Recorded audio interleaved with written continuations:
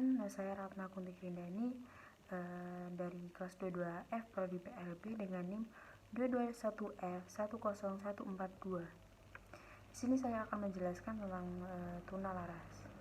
Tuna laras ini yang pertama saya akan membahas tentang pengertian anak tuna laras. Istilah resmi tuna laras baru dikenal dalam dunia pendidikan pendidikan luar biasa ini. Istilah tuna laras berasal dari kata tuna. Istilah tuna laras berasal dari kata tuna yang berarti kurang dan laras berarti sesuai.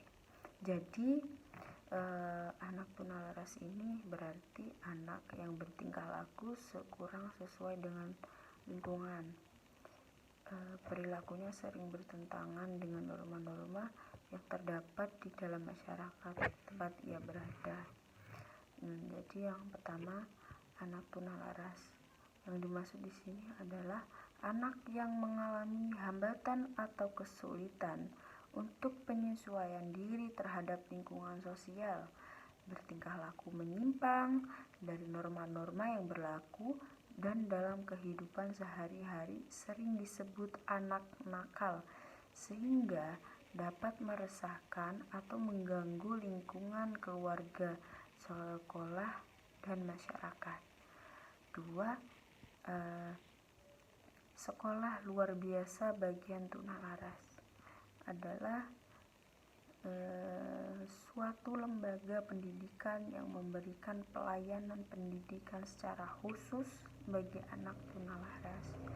Saat ini penyelenggara pendidikan anak tuna laras ialah Departemen Pendidikan Nasional, Departemen Kehakiman, Departemen Sosial, dan lembaga sosial atau yayasan.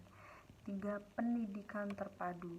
Pendidikan terpadu ini adalah pendidikan sistem penyelenggaraan program pendidikan bagi anak yang memerlukan layanan pendidikan khusus, termasuk tuna laras yang diselenggarakan bersama-sama anak normal di lembaga pendidikan umum dengan menggunakan kurikulum umum yang berlaku di lembaga pendidikan yang bersangkutan. Adapun mata pelajaran yang tidak dapat dilaksanakan oleh anak yang memerlukan layanan khusus tersebut diganti dengan pelajaran yang lain yang dapat dilakukan oleh anak yang bersangkutan. 4. Kelas khusus.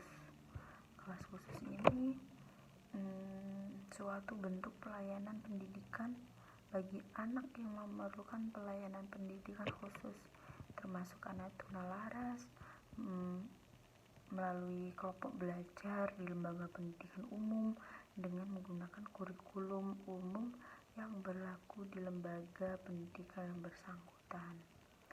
5. Guru pembimbing khusus atau guru bantu adalah guru khusus yang bertugas di sekolah umum untuk memberikan bimbingan dan pelayanan kepada anak tuna laras yang mengalami kesulitan dalam mengikuti pendidikan dan sosialisasi dalam kehidupan sehari-hari. Di sekolah yang menyelenggarakan program pendidikan terpadu bagi anak tuna laras. Penggunaan istilah tuna laras sangat bervariasi berdasarkan sudut pandang tiap-tiap ahli yang menanganinya. Setiap halnya, bekerja sosial menggunakan istilah social malajusment terhadap anak yang melakukan penyimpangan tingkah laku. Para ahli hukum menyebutnya dengan juvenile delinquents dalam peraturan pemerintah nomor 72 tahun 1991 disebutkan bahwa tuna laras ini adalah gangguan atau hambatan atau kelainan tingkah laku sehingga kurang dapat penyesuaian diri dengan baik terhadap lingkungan keluarga, sekolah, dan masyarakat. Sementara itu, masyarakat lebih mengenal dengan istilah anak nakal, Seperti halnya istilah definisi mengenai tunalaras juga beraneka ragam. Berbagai definisi yang diadaptasi oleh Lynch dan Lewis 1999 adalah sebagai berikut. 1. Public Law 92-242 mengemukakan bahwa pengertian tunalaras ini dengan istilah gangguan emosi, yaitu gangguan emosi ini adalah suatu kondisi yang menunjukkan bahwa salah satu atau lebih gejala-gejala berikut dalam satu kurun waktu tertentu dengan tingkat yang tinggi dapat mempengaruhi prestasi belajar, ketidakmampuan belajar, dan tidak dapat dikaitkan dengan faktor kecerdasan, penginderaan atau kesehatan, ketidakmampuan menjalani hubungan yang menyenangkan teman dan guru, bertingkah laku yang tidak pantas dalam keadaan normal, perasaan tertekan atau tidak bahagia terus-menerus, cenderung menunjukkan gejala-gejala fisik seperti takut pada masalah-masalah sekolah. 2. Menurut Kaufman 1997 mengemukakan bahwa tunalaras ini adalah anak yang secara kronis dan mencolok berinteraksi dengan lingkungannya dengan cara yang secara sosial tidak dapat diterima atau secara pribadi tidak menyenangkan, tetapi masih dapat diajarkan untuk bersikap yang secara sosial dapat diterima dan secara pribadi menyenangkan. 3. Sayce dan Mescher 1981 mengemukakan bahwasanya anak tunalaras ini adalah yang secara kondisi dan terus-menerus menunjukkan penyimpangan tingkah laku tingkat berat yang mempengaruhi proses belajar meskipun telah menerima layanan belajar serta bimbingan seperti anak lain. Namun ketidakmampuan menjalani hubungan dengan baik ini, gangguan belajar ini tidak disebabkan oleh kelainan fisik, saraf ataupun inteligensi. Yang keempat, Nelson 1981 mengemukakan bahwa tingkah laku seorang murid dikatakan menyimpang jika menyimpang dari perilaku yang oleh orang dewasa dianggap orang normal menurut usia dan jenis kelamin. Penyimpangan terjadi dengan frekuensi dan intensi tinggi. Penyimpangan berlangsung dalam waktu yang relatif lama. Dari beberapa definisi di atas, dapat disimpulkan bahwa membuat definisi atau batasan mengenai anak tunalaras ini sangatlah sulit, karena definisi tersebut harus menggambarkan keadaan anak tunalaras secara jelas. Beberapa komponen yang penting diperhatikannya itu adalah yang pertama, adanya penyimpangan perilaku yang terus-menerus menurut norma berlaku sehingga menimbulkan ketidakmampuan belajar dan penyesuaian diri. Yang kedua, penyimpangan itu tetap ada walaupun telah menerima layanan terjadi belajar serta bimbingan. Berikut klasifikasi anak tunalaras. Klasifikasi anak tunalaras beragam banyak ragamnya. Di antara yang pertama, klasifikasi yang dikemukakan oleh Rosenberg DKK 1992 adalah anak tunalaras dapat dikelompokkan atas tingkah laku dan yang berisiko tinggi dan rendah dan sikap risiko tinggi, yaitu hiperaktif, agresif, pembangkangan, delinkuensi, anak yang menarik diri dan pergaulan sosial, sedangkan yang berisiko rendah yaitu autisme dan skizofrenia. Secara umum, anak tunalaras ini menunjukkan ciri-ciri tingkah laku yang ada persamaannya pada setiap klasifikasi, yaitu kekacauan tingkah laku, kecemasan dan menarik diri, kurang dewasa dan agresif. Selain perkembangan di atas ini, selain perkembangan yang tadi itu, masih banyak tingkah laku anak yang dapat digolongkan tunalaras yang sebelum dapat dilayani kursus. Misalnya anak yang merasa bahagia bila melihat api karena ingin selalu membakar saja, anak yang suka meninggalkan rumah, penyimpangan seks, dan sebagainya. 2. Sistem klasifikasi kelainan perilaku yang dikemukakan oleh Quay 1979 dalam Samuel Crick and James J. Gallagher 1986 yang dibahaskan oleh Muh Amin DKK 1991-51 adalah sebagai berikut. Anak yang mengalami gangguan perilaku yang kacau atau conduct disorder mengacu pada tipe anak yang melawan kekuasaan, seperti bermusuhan dengan polisi dan guru, kejam, jahat, suka menyerang, hiperaktif. Anak yang cemas, menarik diri, actions window, adalah anak yang pemalu, takut, suka menyendiri, peka, dan penurut. Mereka tertekan batinnya. Yang C, dimensi ketidakmatangan, immaturity, mengacu kepada anak yang tidak ada perhatian, lamban, tak berminat sekolah, pemalas, suka melamun dan pendiam. Mereka mirip seperti anak autis. Terus yang berikutnya adalah anak agresi sosial, socialized aggressive, mempunyai ciri atau masalah perilaku yang sama dengan gangguan perilaku yang bersosialisasi dengan gang tertentu, geng atau geng bukan gang.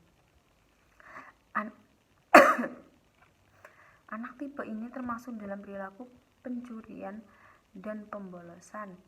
Mereka merupakan suatu bahaya bagi masyarakat umum ya. Yang C, karakteristik anak tunalaras dikemukakan oleh Helen N. Kaufman 1986. Berdasarkan dimensi tingkah laku, anak tunalaras ini sebagai berikut. Yang pertama, anak mengalami kekacauan tingkah laku. Penglihatan ciri-ciri suka berkelahi, memukul, menyerang, mengamuk, membangkang, menantang, merusak milik sendiri atau milik orang lain, kurang ajar, lancang, lawan, tidak mau bekerja sama sekali, tidak mau memperhatikan, memecah belah, ribut, tidak bisa diam, menolak arahan, cepat marah, begitu, menganggap enteng, so asik, ingin menguasai orang lain, mengancam, membongkong, tidak dapat dipercaya, suka bicara kotor, cemburu, suka bersoal jawab, egois, dan mudah berpengaruh untuk berbuat salah. 2. Anak yang sering merasa cemas dan menarik diri dengan ciri-ciri sebagai berikut. Cemas, ketakutan, kaku, pemalu, segan, menarik diri, terasing, tak berteman, rasa tertekan, sedih, terganggu, rendah diri, dingin, pemalu, kurang percaya diri, mudah membangkang, sering menangis, pendiam, suka berrahasia. Yang ketiga, anak yang kurang dewasa dengan ciri yaitu pelamun, kaku, berangan-angan, pasif, mudah mempengaruhi, pengantuk, membosan, dan kotor. Yang 4, anak yang agresif bersosialisasi dengan ciri-ciri yaitu mempunyai komplotan jahat, mencuri bersama kelompokannya, loyal terhadap teman nakal, berkelompok dengan geng, suka di luar rumah sampai larut malam. Terus berikut dikemukakannya karakteristik yang berkait dengan segi akademik, sosial, emosional, fisik, kesehatan anak tunalaras. Yang pertama, karakteristik akademik. Kelainan perilaku akan mengakibatkan adanya penyesuaian sosial dan sekolah yang buruk. Akibatnya penyesuaian yang buruk tersebut, maka dalam belajarnya memperlihatkan ciri-ciri sebagai berikut. A. Mencapai hasil belajar yang jauh di bawah rata-rata. Yang B. Seringkali dikirim ke kepala sekolah atau ruang bimbingan untuk tindakan disipliner.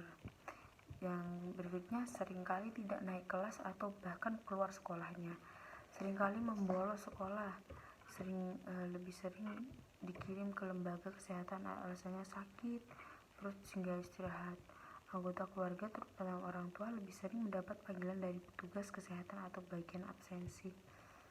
Orang yang bersangkutan lebih sering berurusan dengan polisi. Yang kedua, karakteristik sosial emosional. Karakteristik sosial emosional anak tunalaras dapat dijelaskan sebagai berikut. Pertama, karakteristik sosial. Masalah yang menimbulkan gangguan bagi orang lain dengan ciri-ciri perilaku tidak diterima oleh masyarakat dan biasanya melanggar aturan keluarga, sekolah, dan rumah tangga. Perilaku tersebut ditandai dengan tidak agresif, yaitu tidak mengikuti aturan, bersifat mengganggu, mempunyai sikap membangkang atau menentang, dan tidak dapat bekerja sama. 3. Melakukan kejahatan remaja seperti telah melanggar hukum. Karakteristik emosional. Karakteristik emosional yaitu adanya hal yang menimbulkan penderitaan bagi anak, seperti tertekan pada batin, rasa cemas, adanya rasa gelisah seperti rasa malu, rendah diri, ketakutan, dan sangat agresif atau perasa. 3. Karakteristik fisik atau kesehatan.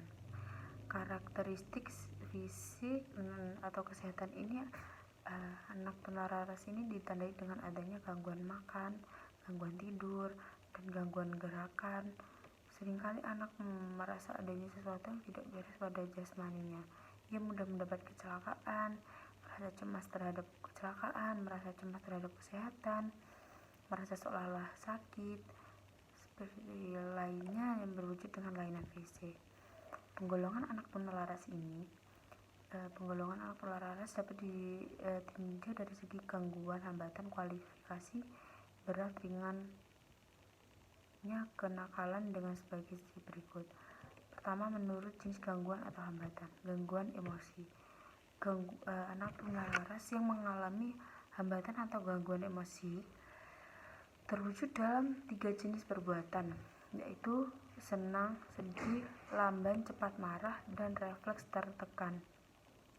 Secara umum, emosional menunjukkan sedih, cepat tersinggung atau marah, rasa tertekan, merasa cemas. Gangguan atau hambatan terutama tertuju pada keadaan dalam dirinya macam-macam gejala hambatan emosi, yaitu pertama, getar, 2. takut, ketiga, gugup atau nervous, yang keempat, sikap iri hati yang selalu merasa kurang senang apabila orang lain memperoleh keuntungan dan kebahagiaan. 5. Perusak. 6. Pemalu. 7. Rendah hati. Berikutnya, gangguan sosial. Anak ini mengalami gangguan atau merasa kurang senang terhadap pergaulan mereka, dapat menyelesaikan diri dengan tuntunan hidup bergaul. Gejala perbuatan itu adalah seperti sikap bermusuhan, agresif, bercakap kasar, menyakiti hati orang lain, keras kepala, menentang orang lain, kelainan merusak milik orang lain, dan sebagainya. Perbuatan mereka tertentu sangat mengganggu ketentraman dan kebahagiaan orang lain.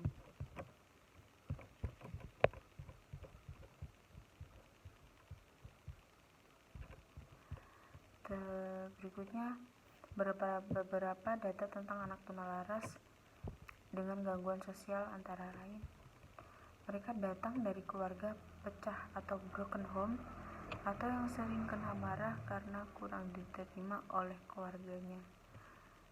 Biasanya dari kelas sosial rendah. Berdasarkan kelas-kelas sosial, anak yang mengalami konflik kebudayaan, yaitu perbedaan pandangan hidup antara kehidupan sekolah dan kebiasaan pada keluarganya. Terus anak berkecerdasan rendah atau yang kurang dapat mengikuti kemajuan pelajaran sekolah. Pengaruh dari kawasan kelompok yang tingkah lakunya tercela dalam masyarakat. Dari keluarga miskin, dari keluarga yang kurang harmonis sehingga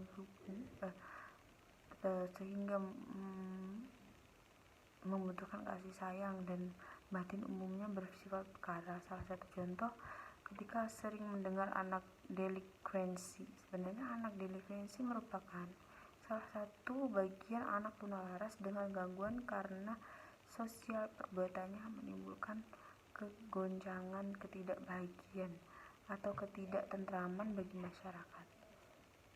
Perbuatannya termasuk pelanggaran hukum seperti perbuatan mencuri, menipu, menganiaya, pembunuh, mengeroyok, menolong, menghisap ganja, anak kecanduan narkoba, dan sebagainya.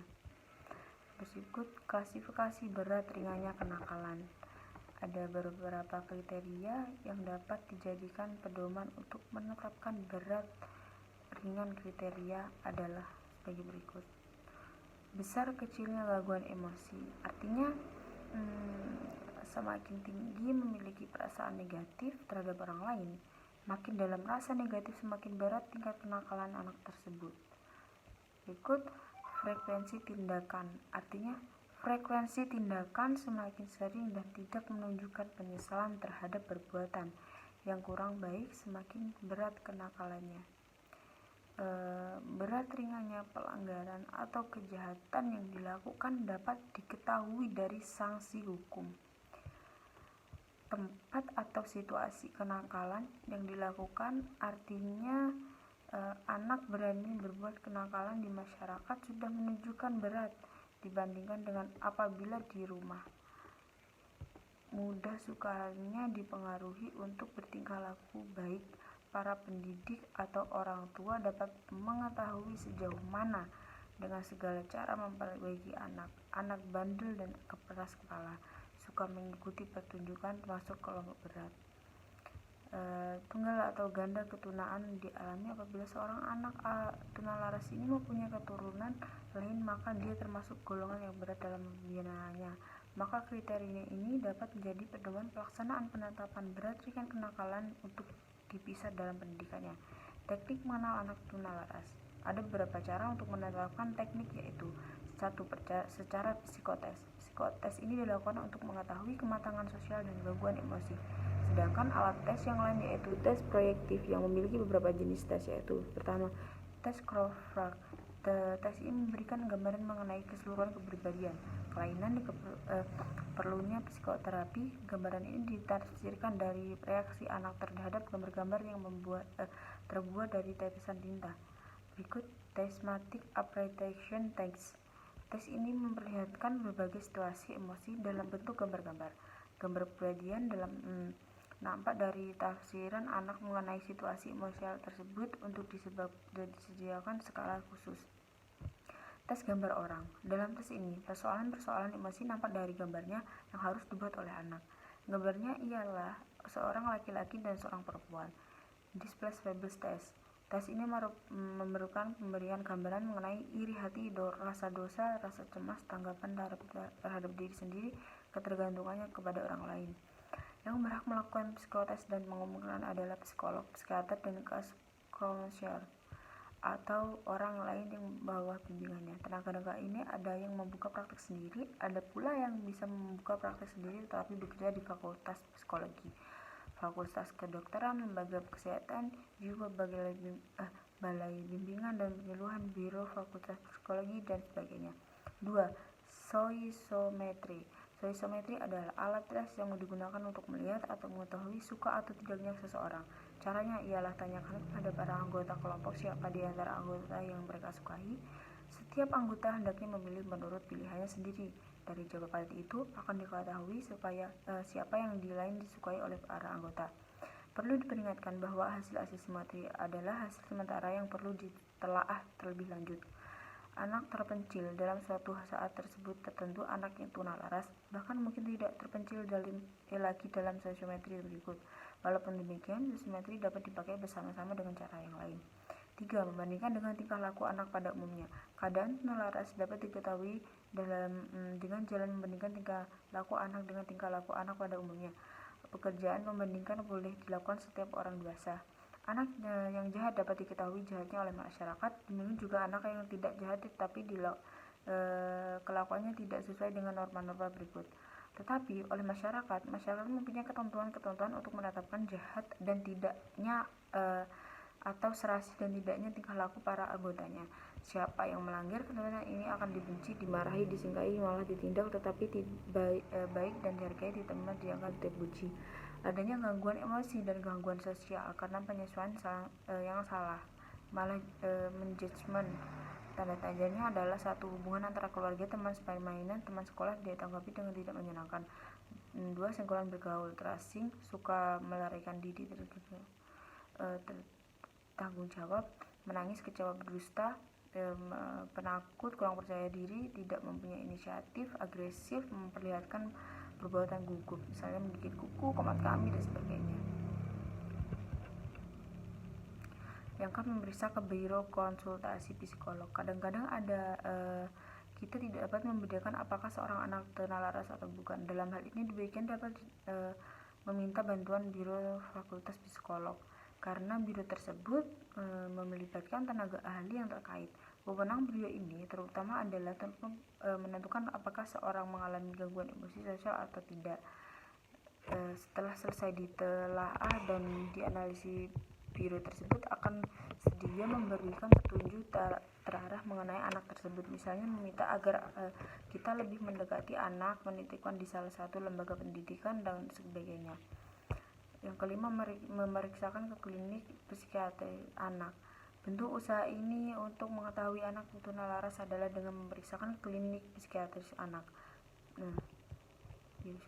Sekian, terima kasih. Kan dia termasuk golongan yang berat dalam pembinaannya, maka kriteria ini dapat menjadi pedoman pelaksanaan penetapan berat ringan kenakalan untuk dipisah dalam pendidikannya. Teknik mengenal anak tunalaras. Ada beberapa cara untuk menerapkan teknik, yaitu 1. Secara psikotes. Psikotes ini dilakukan untuk mengetahui kematangan sosial dan gangguan emosi. Sedangkan alat tes yang lain yaitu tes proyektif yang memiliki beberapa jenis tes, yaitu pertama, tes Crawford. Tes ini memberikan gambaran mengenai keseluruhan kepribadian, kelainan perlunya psikoterapi. Gambaran ini ditafsirkan dari reaksi anak terhadap gambar-gambar yang terbuat dari tetesan tinta. Berikut Thematic Appreciation Text. Tes ini memperlihatkan berbagai situasi emosi dalam bentuk gambar-gambar. Gambar kepribadian nampak dari tafsiran anak mengenai situasi emosional tersebut untuk disediakan skala khusus. Tes gambar orang. Dalam tes ini, persoalan-persoalan emosi nampak dari gambarnya yang harus dibuat oleh anak. Gambarnya ialah seorang laki-laki dan seorang perempuan. Display Fables Test. Tes ini memerlukan pemberian gambaran mengenai iri hati, rasa dosa, rasa cemas, tanggapan terhadap diri sendiri, ketergantungannya kepada orang lain. Yang berhak melakukan psikotes dan mengumumkan adalah psikolog, psikiater, dan konselor atau orang lain yang bawah bimbingannya. Tenaga ini ada yang membuka praktek sendiri, ada pula yang bisa membuka praktek sendiri tetapi bekerja di fakultas psikologi, fakultas kedokteran, lembaga kesehatan, juga balai bimbingan dan penyuluhan, biro fakultas psikologi, dan sebagainya. 2. Soisometri. Soisometri adalah alat tes yang digunakan untuk melihat atau mengetahui suka atau tidaknya seseorang. Caranya ialah tanyakan kepada para anggota kelompok siapa di antara anggota yang mereka sukai. Setiap anggota hendaknya memilih menurut pilihannya sendiri. Dari jawaban itu akan diketahui siapa yang lain disukai oleh para anggota. Perlu diperingatkan bahwa hasil soisometri adalah hasil sementara yang perlu ditelaah terlebih lanjut. Anak terpencil dalam suatu saat tersebut tertentu, anak yang tunalaras bahkan mungkin tidak terpencil lagi dalam soisometri berikut. Walaupun demikian, soisometri dapat dipakai bersama-sama dengan cara yang lain. 3. Membandingkan dengan tingkah laku anak pada umumnya. Keadaan tunalaras dapat diketahui dengan jalan membandingkan tingkah laku anak dengan tingkah laku anak pada umumnya. Pekerjaan membandingkan boleh dilakukan setiap orang dewasa. Anak yang jahat dapat diketahui jahatnya oleh masyarakat, demikian juga anak yang tidak jahat tetapi kelakuannya tidak sesuai dengan norma-norma berikut. Tetapi oleh masyarakat mempunyai ketentuan-ketentuan untuk menetapkan jahat dan tidaknya atau serasi dan tidaknya tingkah laku para anggotanya. Siapa yang melanggar ketentuan ini akan dibenci, dimarahi, disingkahi, malah ditindak, tetapi baik dan dihargai, diterima, dianggap, dipuji. Adanya gangguan emosi dan gangguan sosial karena penyesuaian yang salah, malah menjudgment. Tanda tanyanya adalah satu, hubungan antara keluarga, teman permainan, teman sekolah ditanggapi dengan tidak menyenangkan. 2. Senggolan bergaul, terasing, suka melarikan diri, tanggung jawab, menangis, kecewa, berdusta, penakut, kurang percaya diri, tidak mempunyai inisiatif, agresif, memperlihatkan perbuatan gugup, misalnya menggigit kuku, komat kami, dan sebagainya. Yang kan memeriksa ke biro konsultasi psikolog. Kadang-kadang ada kita tidak dapat membedakan apakah seorang anak tunalaras atau bukan. Dalam hal ini demikian dapat meminta bantuan biro fakultas psikolog karena biro tersebut melibatkan tenaga ahli yang terkait. Wewenang biro ini terutama adalah menentukan apakah seorang mengalami gangguan emosi sosial atau tidak. Setelah selesai ditelaah dan dianalisis, biro tersebut akan sedia memberikan petunjuk terarah mengenai anak tersebut, misalnya meminta agar kita lebih mendekati anak, menitipkan di salah satu lembaga pendidikan, dan sebagainya. Yang kelima, memeriksakan ke klinik psikiatri anak. Bentuk usaha ini untuk mengetahui anak tunalaras adalah dengan memeriksakan klinik psikiatris anak. Sekian, terima kasih.